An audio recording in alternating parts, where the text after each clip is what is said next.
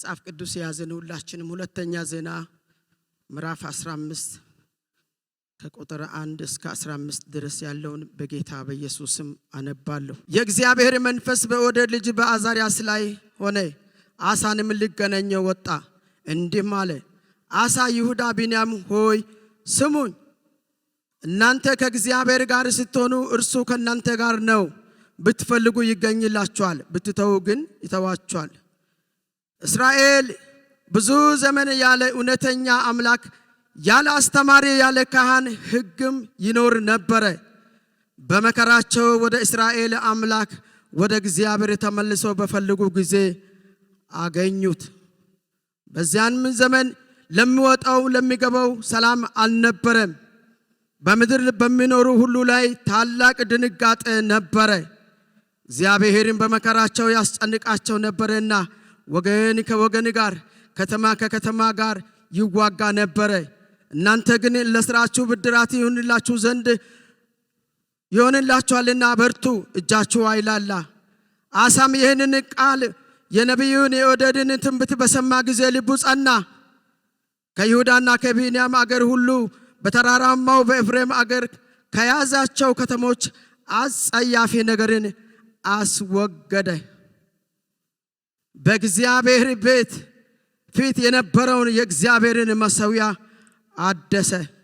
አምላኩ እግዚአብሔርም ከእርሱ ጋር እንደሆነ ባዩ ጊዜ ከእስራኤል ዘንድ ብዙ ሕዝብ ወደ እርሱ ተጠግተው ነበርና እርሱም ይሁዳንና ቢንያምን ሁሉ ከኤፍሬምም ከምናሴም ከስምዖንም መጥተው ከእርሱ ጋር የተቀመጡትን ሰበሰበ።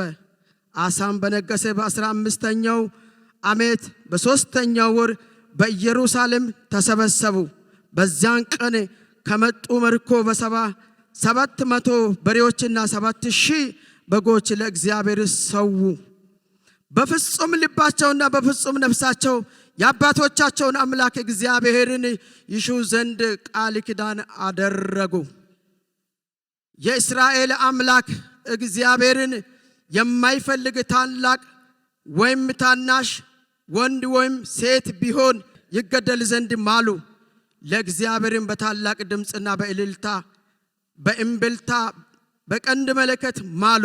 በፍጹም ልባቸው ምሏልና በፍጹም ሕሊናቸውን ፈልጓልና እርሱም ተገኘላቸዋልና።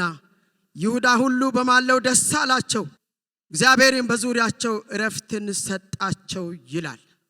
ጌታ ኢየሱስ ይባርካችሁ። በዚህ ቦታ ላይ እግዚአብሔር አንድ ነቢይ ወደዚህ ወደ እስራኤል ሕዝብ ነቢዩን ላከ።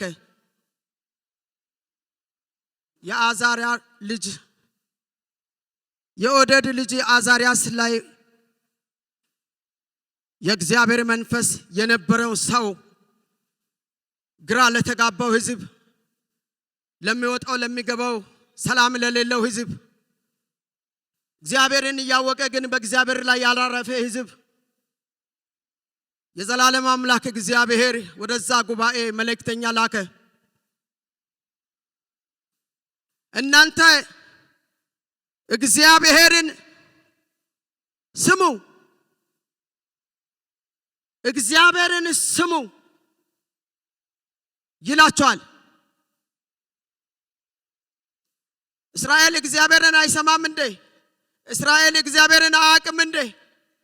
እግዚአብሔርን የሚያውቅ ሕዝብ፣ እግዚአብሔርን የሚሰማ ሕዝብ፣ ነገር ግን ከእግዚአብሔር መስመር ወጣ ያለ ሕዝብ፣ እግዚአብሔር የማይፈልገውን አቅፎ ደባል የተቀመጠ ሕዝብ፣ ደባል የሆነው ነገር በልቡ በሐሳቡ ላይ ይዞ የተቀመጠው ሕዝብ፣ ከዚህ የተነሳ ለሚገባው ለሚወጣው ሁሉ ሰላም የለም፣ ዕረፍት የለም። ከተማ ከከተማ ጋር፣ ወገን ከወገን ጋር ጦርነት ነው፣ ግጭት ነው፣ ሁከታ ነው።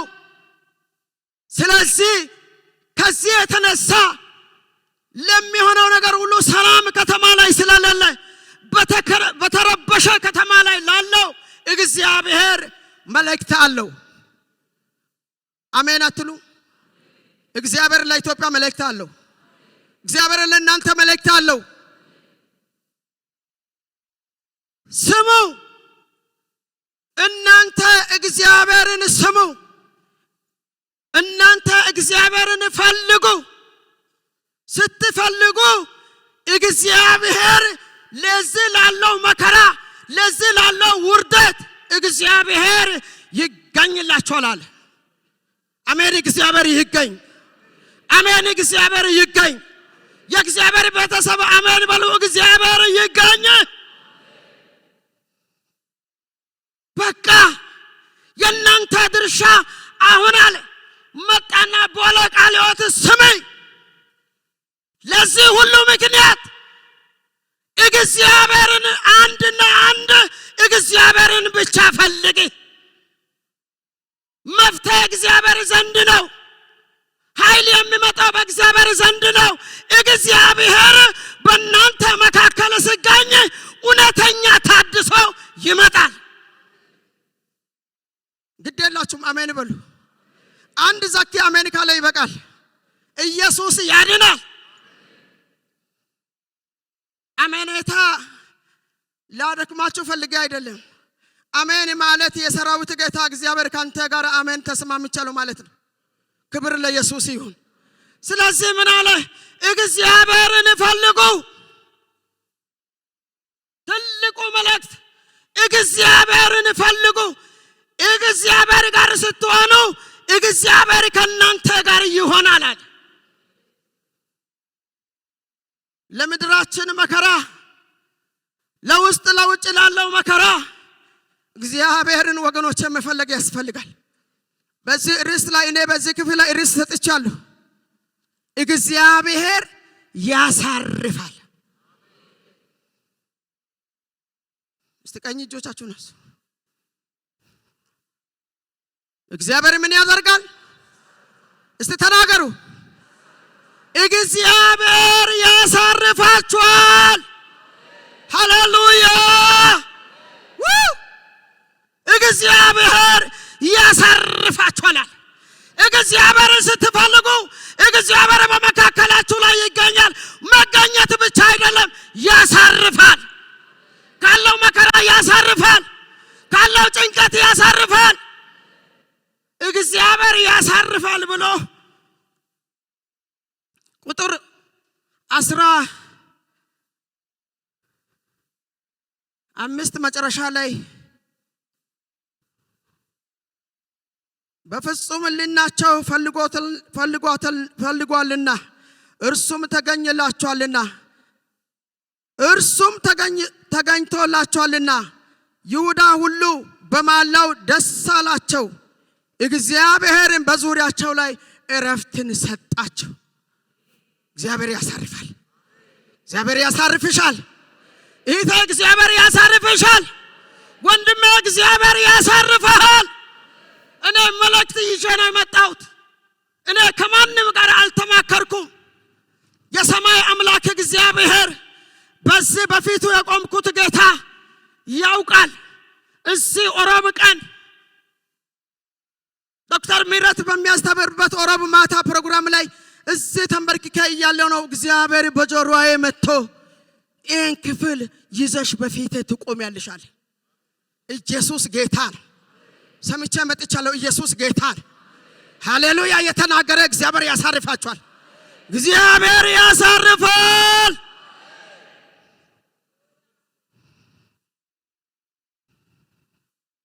ተጨነቁ። ብዙ መከራ አለ። ለሚወጣው ሰላም የለም። ለሚገባው ሰላም የለም። እረፍት የለም። ጦርነት ነው። ከተማ ከከተማ ጋር፣ ወገን ከወገን ጋር፣ ህዝብ ከህዝብ ጋር ጦርነት በሆነ ከተማ ላይ ከመርኮ ከተመለሰ በኋላ አሳ መጀመሪያ ታድሶ ካስተማረ በኋላ እግዚአብሔር ወርቀ ደማው ስፍራ ይመልሳቸዋል፣ እግዚአብሔር ያሳርፋቸዋል ብለው በ14ኛው ምዕራፍ ላይ ካስተማረ በኋላ ወደ እግዚአብሔር መስመር ካሳየ በኋላ ከመርኮ የመጣውን እንኳን መስዋዕት ለእግዚአብሔር ካደረጉ በኋላ አሁንም እንደገና እስራኤል መስመር ለቀቀ። አሁንም እንደገና እግዚአብሔርን ከመስማት ችላ አሉ። አሁንም እንደገና እግዚአብሔርን ከመፈለግ ወጣ ባለ ህይወት ላይ በነበረ ሰዓት የሚያይ እግዚአብሔር ለዚህ ሕዝብ ሂድና እንደዚህ በል፣ እግዚአብሔርን ፈልጉ፣ እግዚአብሔርን ስሙ አለ። አሜን። እግዚአብሔርን መስማት ይሁን። አሜን። ግድ የላችሁም። እግዚአብሔርን መስማት ይሁን።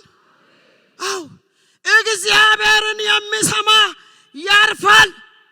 ምሳሌ 1:23 ላይ እግዚአብሔርን የሚሰማ በእርጋታ ይቀመጣል፣ ከመከራ ስጋትም እግዚአብሔር ያሳርፋቸዋል። አረ ሃሌሉያ! እግዚአብሔር ያሳርፋል፣ ከመከራ ስጋት ያሳርፋል፣ ከዚህ ከዓለም ጣጣ እግዚአብሔር ያሳርፋቸዋል። ስለዚህ ወገኖቼ እግዚአብሔርን ፈልጓል። መጀመሪያ እግዚአብሔርን ስሟል። ለምትጽፉ ሰዎች ካላችሁ እግዚአብሔር የሚናገረውን መስማት ነው።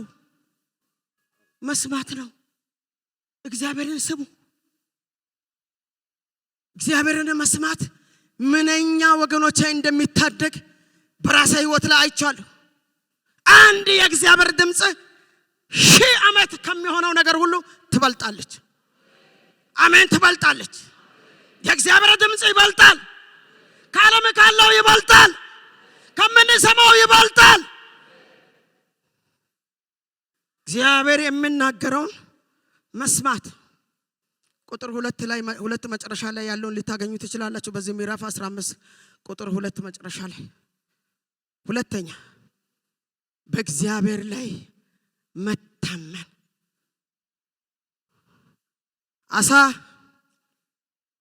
አሳም ይህንን ቃልና የነቢዩን የኦዴድን ትንቢት በሰማ ጊዜ ልቡ ጸና።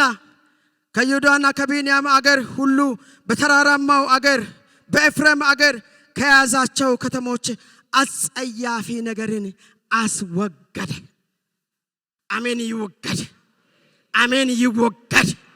አሜን። ከምድራችን ላይ ይወገድ። አሜን። ከሕይወታችን ላይ ይወገድ። አስወገደ። ልቡ ጸና፣ በእግዚአብሔር ላይ ታመነ፣ ድምፁን ሰማ፣ ይዞ ወጣ። እግዚአብሔርን መፈለግ ወጣ። ለካስ በእንደዚህ አይነት ሁኔታ በእንደዚህ አይነት ኪሳራ ውስጥ ነው ያለነው። ለካ እስራኤል ስቷል። ለካ እስራኤል መንገድን ለቋል። ለካ እስራኤል ዘንድ ደባል የሆነ ነገር አለ። አሳ ፍለጋ ወጣ። ቀኝ እጆቻችንን እናንሳ። ዛሬ እግዚአብሔር እንዳደረገኝ ሆኖ እኔ ደባል የሆነ ነገር በሉት። ግዴላችሁም ተናገሩ። ዛሬ በህይወት ላይ ለውጥ ይመጣል።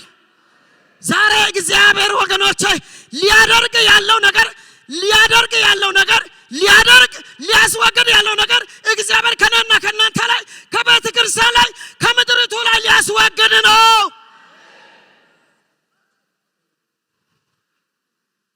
እናንሳ ቀኝ እጆቻችንን እናንሳ። ግድ የላችሁ።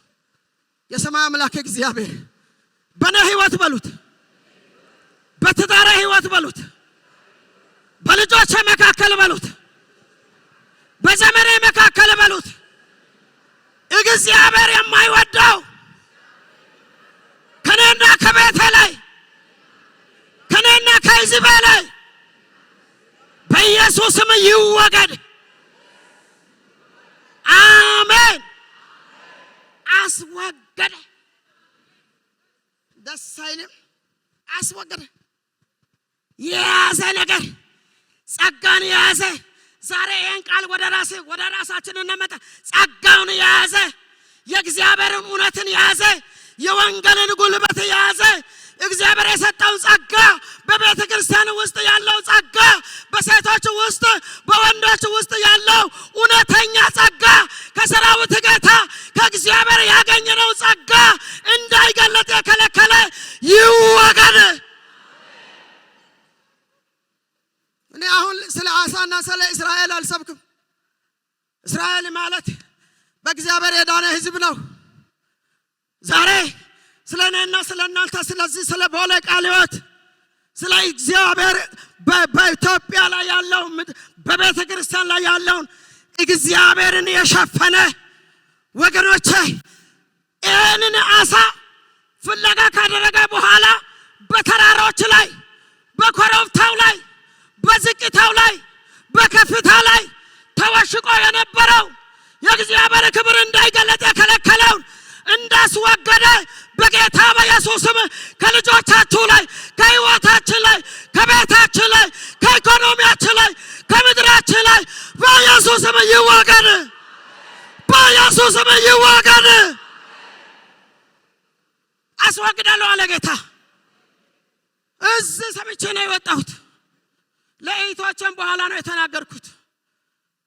ተናግሮ የሚያወጣ ጌታ ለዘላለም ስሙ ይባረክ። ኢየሱስ ለዘላለም ጌታ ነው።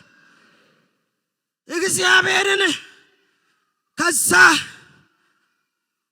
ከተሞች አጸያፊ ነገርን አስወገደ። እሱ ብቻ አይደለም፣ በእግዚአብሔር ፊት የእግዚአብሔርን መሠዊያ ምን አረገ? ከኔ ጋር ያላችሁ ምን አረገ? እስቲ ተናገሩ። መጽሐፍ ቅዱስ የያዛችሁ ተናገሩ። አደሰ። ሃሌሉያ። አደሰ። የማይወደውን እግዚአብሔር የማይፈልገው ነገር ወገኖች ዛሬ ከሕይወታችን ላይ ዛሬ ከቤተሰቦቻችን ላይ ዛሬ ከአገልጋዮቹ መካከል ላይ ዛሬ ከቅዱሳን መካከል ላይ ሸፍኖ ጌታ ኢየሱስ ሊገለጥ ባለበት ሰዓት ላይ እኔና እናንተን ተጽዕኖ ያደረገ በታች ያደረገ ጸጋ በታች ያደረገ በጌታ በኢየሱስ ስም ይወገድ። አሜን። መሠዊያችን ይታደስ።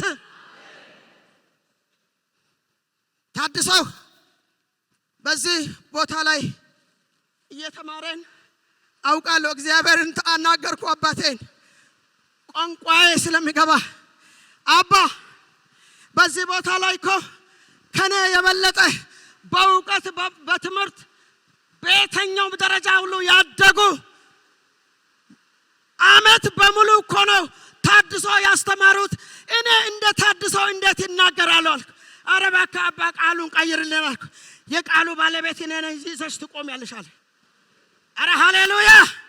እግዚአብሔር በእናንተ ላይ ጨክኗል። ምን ሊያደርግ? ሊያድሰን፣ ሊመልሰን እንደገና እግዚአብሔር በሕይወታችን ሊገለጥ ኢየሱስ ጌታ ነው። ጨክኗል ወገኔ፣ ጨክኗል እግዚአብሔር። እንደ ትላንትና አይደለም። ስትሰማ እንደ ትላንትና አትስማ። ስትጸልይ እንደ ትላንትና አትጸልይ። እናንተ ኳይሮች ስትዘምሩ እንደ ትላንትና አትዘምሩ። እግዚአብሔር መጥቷል። እግዚአብሔር መሠዊያችን ያድሳል። የእግዚአብሔር ክብር ይገለጣል።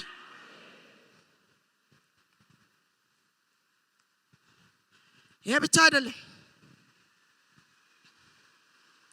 በፍጹም ልባቸው ቁጥር 12 ላይ በፍጹም ልባቸው በፍጹም ነፍሳቸው የአባቶቻችን አምላክ እግዚአብሔርን ይሹ ዘንድ ቃል ኪዳን አደረጉ።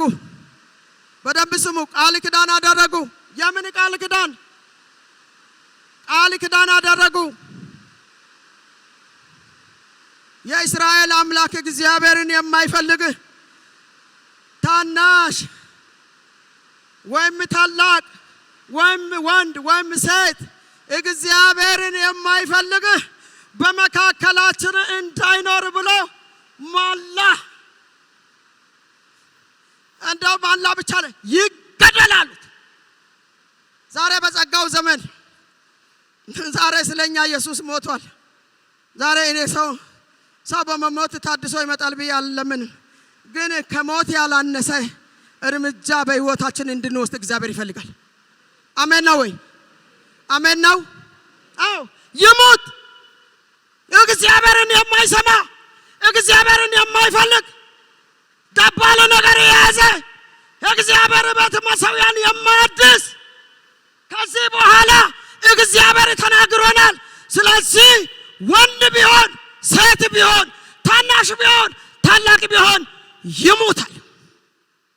ጭካኔ ለታድሰው ጭካኔ ያስፈልጋል።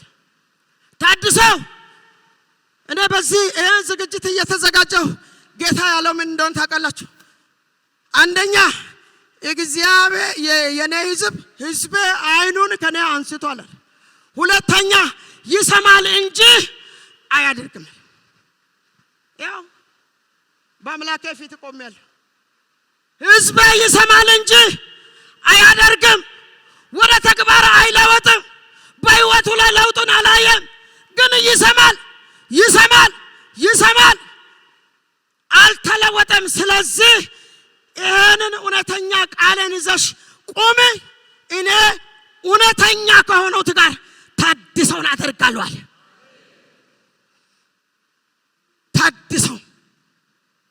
ታድሰውን እግዚአብሔር ያደርጋል። በመጨከን በመታዘዝ እግዚአብሔርን በመስማት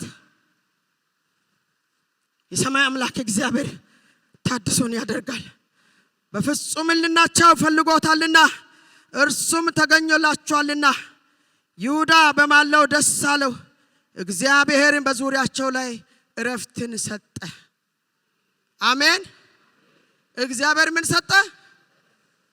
ለዚህ ነው እኔ እግዚአብሔር ያሳርፋቸዋል ያልኩት። ዛሬም እግዚአብሔር ያሳርፈናል።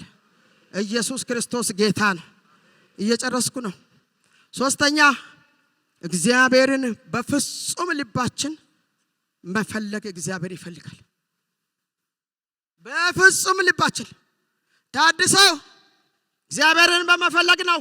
ታድሰው ራስን በማዋረድ ነው። ታድሰው የእግዚአብሔርን ፊት በመፈለግ ነው። ታድሰው በንግግር ብቻ አይመጣም። ታድሰው እንደ ትላንትና በመመላለስ የሚመጣ ነገር የለም። እነኚህ ሰዎች እነ አሳ ጨከኑ። ሰውን እስኪሞት ድረስ እሱ ብቻ አይደለም የእናቱን የእቴጌትን ማምለኪያ አጸዱን በሙሉ ቆራርጠው ቀጥቅጠው ወንዝ ላይ ጣሉ። እንደዚህ አይነት ታድሰው እግዚአብሔር ይስጠን። እንደዚህ አይነት ጭካኔ መንፈስ እግዚአብሔር ይስጠን። ወገኖች ካልጨከነን እግዚአብሔርን ክብር ማየት አንችልም። በእውነት ነው የምላችሁ። ካልጨከነን ለማምለክ ጭካኔ ያስፈልጋል። እግዚአብሔርን ለመስማት ጭካኔ ያስፈልጋል። ለመታዘዝ ጭካኔ ያስፈልጋል። ራስን መካድ ያስፈልጋል። በእንደዚህ አይነት ሁኔታ በእግዚአብሔር ላይ የታመኑ ሰዎች ወገኖች እረፍትን አገኙ። ዛሬ ከተማችን ምን ይመስላል? ዛሬ ሀገራችን ምን ይመስላል? ዛሬ ቤተክርስቲያን ምን ትመስላለች? ዛሬ አገልግሎታችን ምን ይመስላል? ዛሬ እያንዳንዳችን የራሳችን ህይወት ምን እንደሚመስል ወገኖች አንድም ለአንዱ እንዲጠቆም አልፈልግም። እኔ ምን ይመስላለሁ? ለዚህ ለምናገረው እግዚአብሔር እኔ ምን ይመስላለሁ? ህይወት ምን ይመስላል? አገልግሎት ምን ይመስላል? የጋራ ህይወት ምን ይመስላል? የግል ህይወት ምን ይመስላል ብለን በእግዚአብሔር ፊት በጭካኔ ራሳችን ማየት ያስፈልጋል። ግልጽ ነው። ይሰማል? እስቲ ይሰማኛል የምትሉት ሃሌሉያ ሃሌሉያ። ኢየሱስ ጌታ ነው። መልእክቱ ቢከብድም ይዛችሁ ሂዱ። ድሮም የከበደ ነገር ነው እንጂ የቀለለ ነገር ውጤት አያመጣም። ኢየሱስ ጌታ ነው። ድሮም የጨከነ ትውልድ ነው እንጂ እግዚአብሔርን የሚያይ ዝም ብሎ የሚመላለስ ትውልድ እግዚአብሔርን አይ። ጨከኑ። በህይወታቸው ላይ ጨከኑ። በሰው ህይወት ላይ ጨከኑ። በቤታቸው ላይ ጨከኑ። በዘመናቸው ላይ ጨከኑ። ጨከኑና የእግዚአብሔርን እረፍት ወደ አገራቸው፣ ወደ ምድራቸው፣ ወደ ቤታቸው ጠሩ። ዛሬ እረፍት ይሁንልን። ዛሬ እረፍት ይሁንልን። እግዚአብሔር ያሳርፈን። አዎ ጭካኔ ያስፈልጋል። ጨክኝ አለኝ እኔን እግዚአብሔር። ጨክኝ።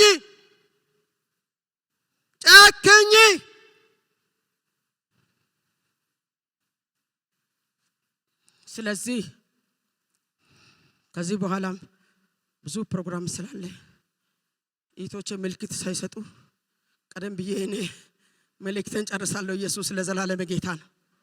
ዋናው ከነገርኩ ሌላው ወገኖች እናንተ በቤታችሁ ማንበብ ትችላላችሁ። አንደኛ ዜና ምዕራፍ 28 ቁጥር ላይ ሰለሞን ዳዊት ለሰለሞን ያለው ነገር በጣም ይገርመኛል። እናንተ አንብቡ፣ እኔ አላነብም። ሰለሞን ምን አለ? ዳዊት ምን አለ? ሰለሞን ልጄ ሰለሞን ሆይ እግዚአብሔርን በዘመን ፈልግ፣ ልብንና ኩላሊትን የሚመረምር እግዚአብሔርን እወቅ። እግዚአብሔርን በመፈለግ እረፍት አለ። ትኖራለህ። አንተን ሀብት የሚያሳርፍ እንዳይመስል በቃሉ ላይ ባይኖርም ዳዊት ማለቱ እንደዚህ ነው። አንተን ብዙ ሚስቶች አያሳርፉ፣ ብዙ ልጆች አያሳርፉ፣ ብዙ ጋጣላ ያለው ከብት አያሳርፍም። ወገኖች ሰለሞን በጣም ልጥጥ ያለ ሀብታም እንደሆነ የእግዚአብሔር ቃል ይናገራል። ነገሥት ላይ 10 ላይ ስታነቡ ንግሥት ሳባ የሱን ዝና ሰምታ እንኳን ከቤቷ እንደመጣች የእግዚአብሔር ቃል ይናገራል። ምን አይነት ሰው ነው? እቤት የሚያገለግሉ ሰዎች ቁባቶች በሰለሞን ቤት የሚሆነው ነገር ሁሉ በአገሯ ሰምታ ንግሥት ሳባ ሰለሞንን ለማየት እንደመጣች የእግዚአብሔር ቃል ይናገራል። እሱም ቢሆን አለ ዳዊት እንደዚህ አለ፣ ልጄ ሰለሞን ሆይ እግዚአብሔርን ፈልግ።